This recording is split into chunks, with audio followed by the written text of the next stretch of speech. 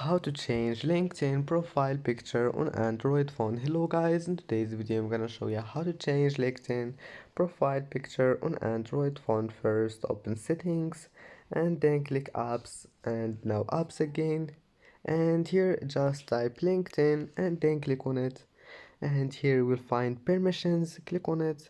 Now just allow storage, you will find it like that, then click allow, and that's it. Now just go back to LinkedIn and then click on your profile and click view profile, and here just click this one here, and click add profile photo, and that's it. And just select any profile photo you want and your problem will be fixed. And that's it for today's video.